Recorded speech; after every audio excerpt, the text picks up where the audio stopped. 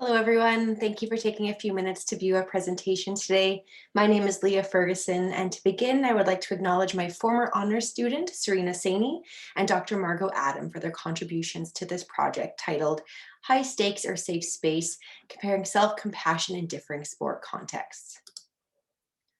Despite the many benefits of sport participation, which NASPSPA members are intimately familiar with, competitive sport is demanding and evaluative. So the sport environment is replete with opportunity for setbacks, such as appearance and performance-based evaluations, managing injuries, navigating stressors with coaches and teammates, and even reaching a plateau in performance or training. Athletes who are not equipped with the skills to manage these difficult sport experiences are susceptible to maladaptive emotions, cognitions, and behaviors such as body dissatisfaction, disordered eating, excessive exercising, shame, and training through injury. So over the past 10 years, sports psychology researchers have identified self-compassion as a viable resource or collection of skills for athletes to manage their demanding sport experiences. Being self-compassionate includes mindfully acknowledging your hardships rather than exaggerating them, recognizing your common humanity in that others experience adversities rather than feeling isolated or alone, and extending kindness to yourself rather than harsh criticism or judgment. Interest in the application of self-compassion to the sport domain has grown substantially over the past decade, and researchers have identified a number of advantageous correlates and in general, they have found that athletes with greater levels of self-compassion tend to have more adaptive emotions, cognitions, and behaviors, and overall positive outcomes in sport. However, more research is needed to identify the factors, both personal and environmental, that facilitate or deter athletes' use of self-compassion in sport. So the purpose of our study was to examine athletes' self-compassion levels across differing sport contexts and to explore athletes' perceptions of self-compassion as enabled or restricted in their sport contexts. 146 athletes between the ages of 18 and 35 participated in our study, and the most common sports they reported competing in were soccer, ice hockey, and basketball. And the participants had been competing in their sport for anywhere between 2 years and more than 10 years. We collected both quantitative and qualitative data through an online survey.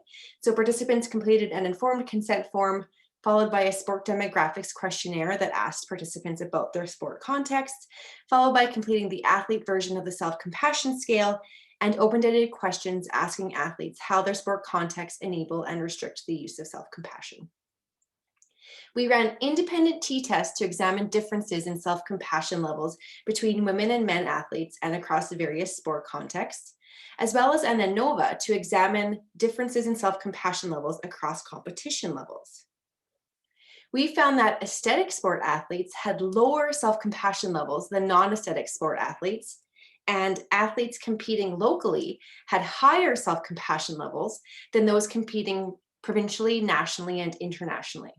Self-compassion levels did not differ between genders, between team and individual sport athletes, or between athletes competing in same-sex versus co-ed sports.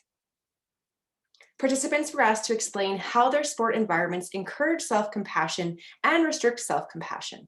For the sake of time, I will merely draw your attention to the top 2 themes for each question that were generated by having the most codes from our content analysis.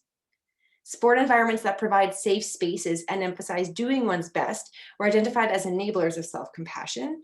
And in contrast, receiving negativity from others and the overall fast-paced and high-pressured context of sport were key themes that really inhibited athletes' use of self-compassion.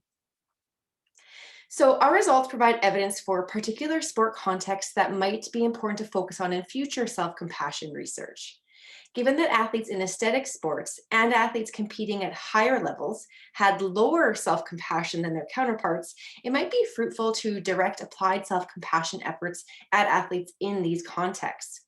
Previous researchers have found that athletes in aesthetic sports and those competing at higher levels experience unique demands that really can put them at risk for maladaptive outcomes, making resources such as self-compassion all the more relevant. Our findings present possible ways to advance applied work by creating sport environments that facilitate the use of self-compassion. Creating environments where athletes feel safe to be open and honest and are encouraged to do their best is important. As previous researchers have indicated, creating safe and supportive spaces is particularly important for athletes' mental health. And the participants in our study indicated that promoting open communication and having authentic support for and from coaches and teammates, regardless of success or failure, would facilitate their use of self-compassion. As such, we support ongoing recommendations for enhanced training opportunities for teams, coaches, and sport practitioners to create environments that best support athletes. And this includes learning about self-compassion. Thank you very much for your attention today. I would welcome any comments or questions during the Emotion and Sport session on Wednesday, June 9th, that starts at 11:30 a.m. Central Time, or feel free to connect with me via email or on Twitter.